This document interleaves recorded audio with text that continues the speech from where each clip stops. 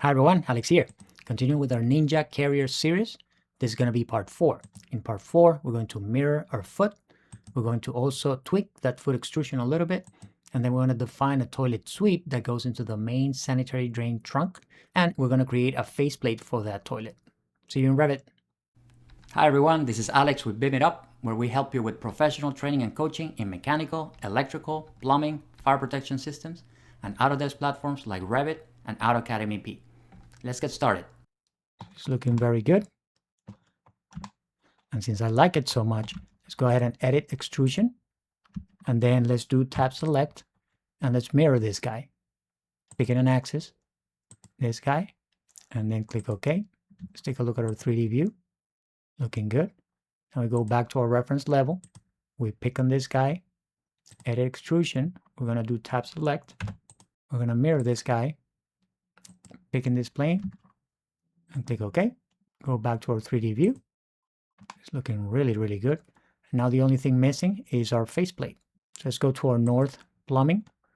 Actually, we want to go to the south because the faceplate is on the south. So let's go to the south. So we come here. And then we had said that this to the feet, it was 8. So this is the dimension we really want from the center line because our center line is more important than anything else. So 8 inches is our dimension. So let's go to the front. Let's take this and then let's change our foot base distance to 8 inches and click OK. And now it's actually good that this is happening because we want to lock the distance from here to here, right? So let's go ahead and measure from here to here. And then we said that this was going to be 0.6 inches. Right, so I could go ahead and measure again from here to here and lock this dimension. Okay, so now if my foot base distance changes for some reason, let's check it out.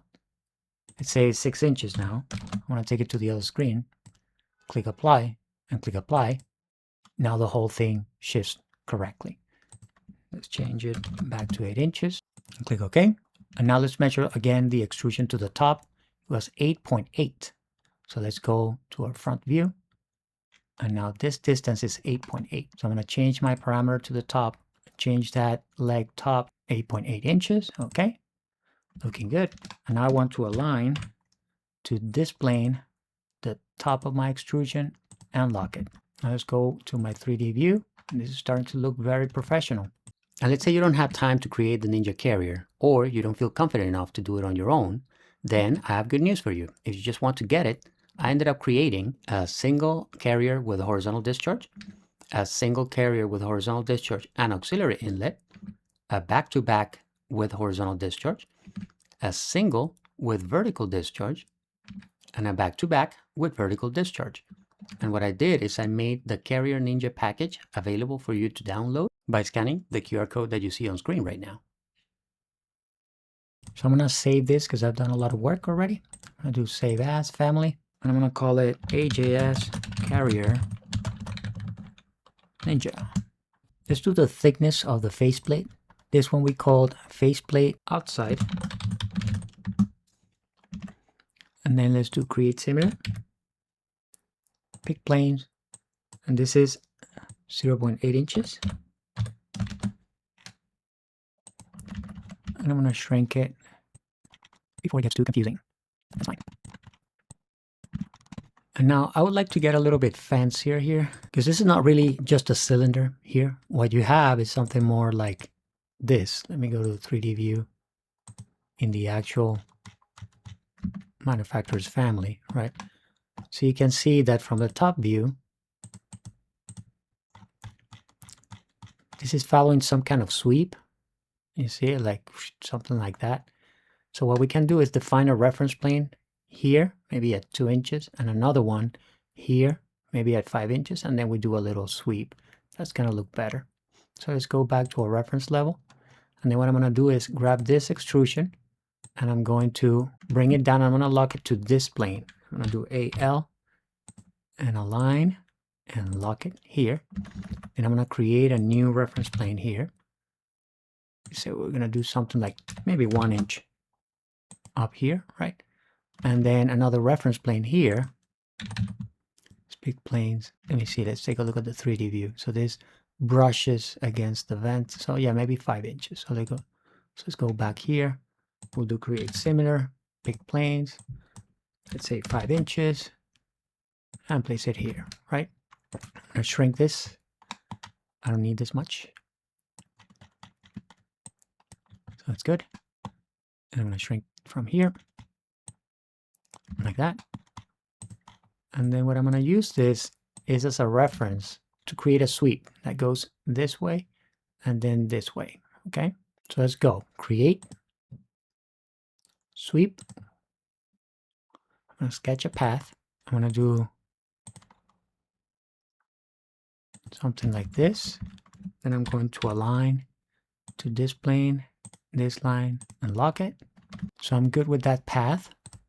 And I'm gonna define the profile. I'm gonna edit the profile. I'm gonna use the front, open view, and then I'm gonna do a circle. And I'm gonna start it here and take it here.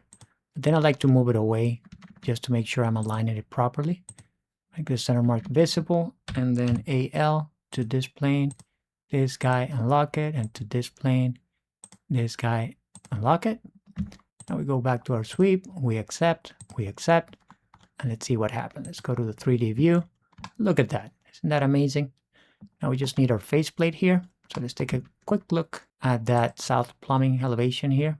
We should probably define a bottom plane and a top plane for the plate.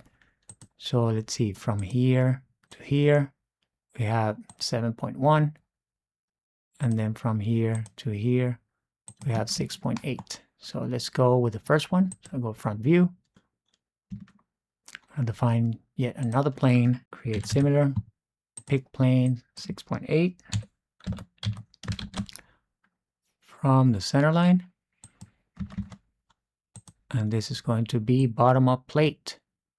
Let me shrink this. And we definitely want to name this. Name it faceplate bottom. And then we're going to do something similar to this one. 7.1. So create similar, pick planes 7.1 inches to the center line coming from the top. We definitely want to shrink this.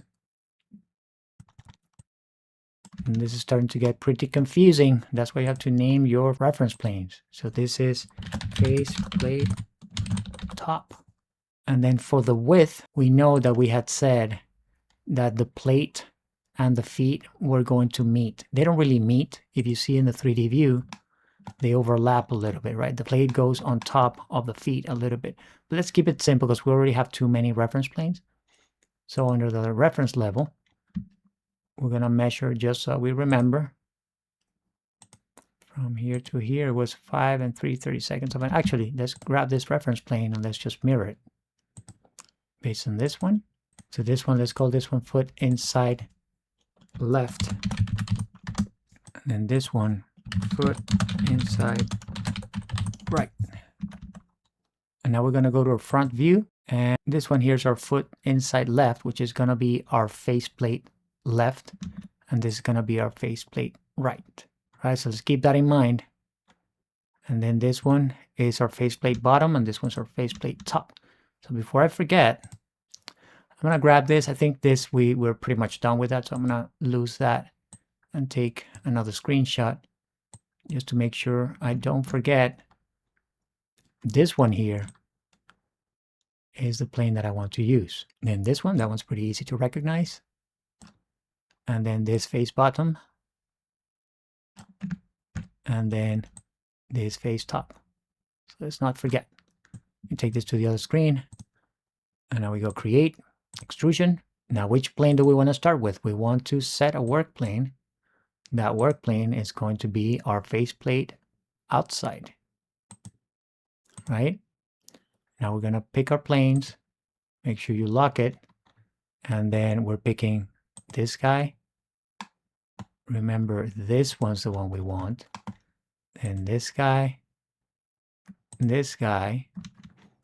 now we trim from here to here, from here to here, from here to here, and from here to here. And then, what was that thickness that we're looking for? So let's see, it was 0.7. And you can see that it intrudes a little bit more, right? Like the faceplate. But let's not make it more complicated than it has to. So we know it's 0.7. Let's go back here and say 0. Actually, let's do 0.5, right? And then from a reference plane, notice that it grew the wrong way, right? We want it to be minus 0.5. So in reality, this is going to be minus 0.7, right? And we know that, right? So this plate doesn't really go to this plane. And that's fine. I don't think we need another reference plane just for that.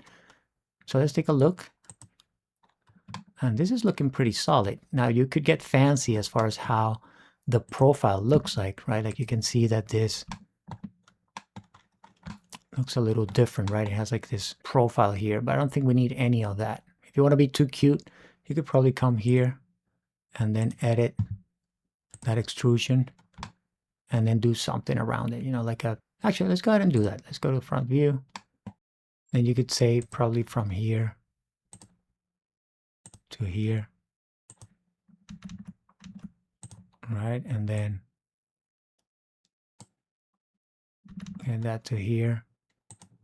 And then probably mirror this like that. And then do like a line, maybe around here, something like that. Maybe we can mirror these two guys.